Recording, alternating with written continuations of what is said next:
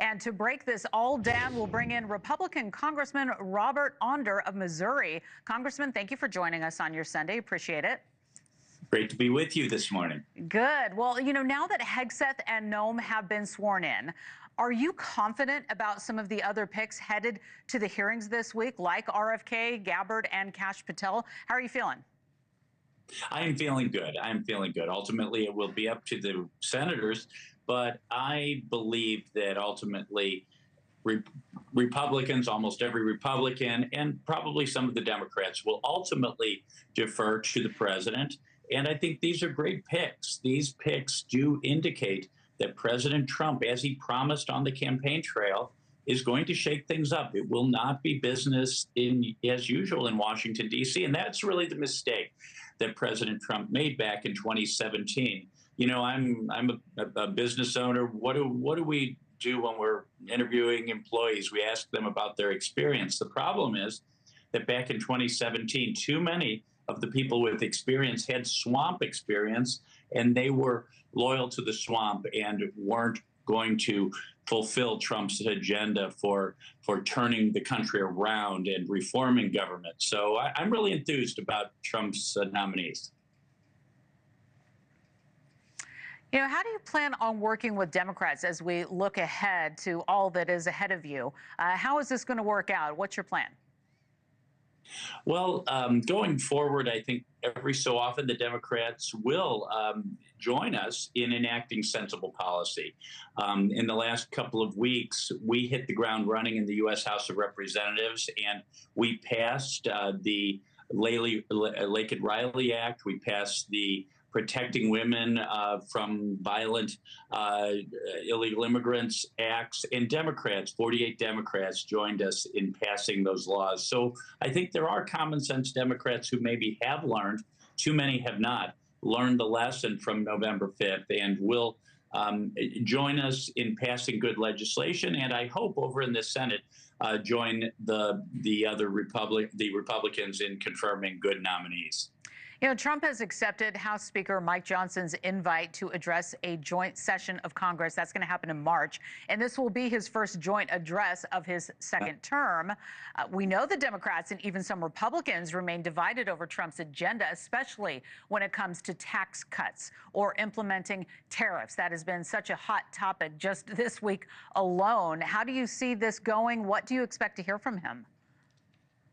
Yes, I expect him to talk about fulfilling the promises we made to the American people. I don't think any Republican ran on the idea of not renewing the Tax Cut and Jobs Act of 2017, or any Republican ran on the platform of not securing the border or not returning to sensible energy policy. So the details may need to be ironed out in many cases. Donald Trump is a master at that. But at the end of the day, I think Republicans will join the president in enacting his America First agenda. And long before March, on Monday, in our annual caucus retreat in Miami, Florida, Donald Trump will be meeting with us Republicans, and I hope sharing with us his vision that he's shared with the American people, and move us in the direction of fulfilling the promises we made. Yeah, I mean, there's been so much going on in just the first week alone. You've got a lot ahead of you. I also wanted to get your take on Vice President J.D. Vance taking part in his first TV interview since being sworn in, addressing that immigration crackdown we've all been talking about. Let's take a listen to this. If you had a violent murderer in a school, of course I want law enforcement to go and get that person out. Of course. So what's the point of the question? You changed the regulation this week. That's the point of the question. Exactly. Giving the authority to go into churches and go into schools. We empowered law enforcement to enforce the law everywhere to protect Americans. Effect, a chilling effect, arguably, to people to not send their kids to school. I desperately hope it has a chilling effect on illegal immigrants coming into our country. Wow, so a lot of back and forth there. Do you agree with ICE removing protections in sensitive locations? What'd you make of that exchange? Yeah, absolutely. I'm with J.D. Vance 100% on this one. Unfortunately, too many non-government organizations, including, I'm sorry to say, churches, have been harboring illegal aliens. They have been facilitating the Joe Biden, Kamala Harris border invasion over the past 4 years. So yes, these so-called sensitive locations, if that's where the criminal illegal alien is, let's go get them, detain them, and deport them. And that's why we passed the Laken Riley Act just this week. It will be the first bill on the president's desk to sign. Look, we have seen an invasion of our country, over 10 million illegal aliens, record amounts of fentanyl. 100,000 Americans died of Mexican fentanyl overdoses in the last year. Incredible amounts of human trafficking, including child sex trafficking. This has got to end, and we're not going to do it by pussyfooting around on these issues. We need to detain and deport the illegals who are destroying our country. What about, some people are curious about separating people being removed from their families. That has come up in this conversation. What do you say to that? Yeah, well, as Tom Holman very appropriately said, they can be deported together. And I think that gets into this issue of this fictition of birthright citizenship for anchor babies. The idea that through birth tourism or by sneaking through the southern border and showing up at a hospital and delivering a baby, all of a sudden that baby is a U.S. citizen, and then the whole family gets to stay in the United States. The United States, if we continue to pursue immigration policies like that, we are being chumps. We are only one of 2 developed countries that have that policy. So we need to restore sensible immigration policy in a lot of different areas.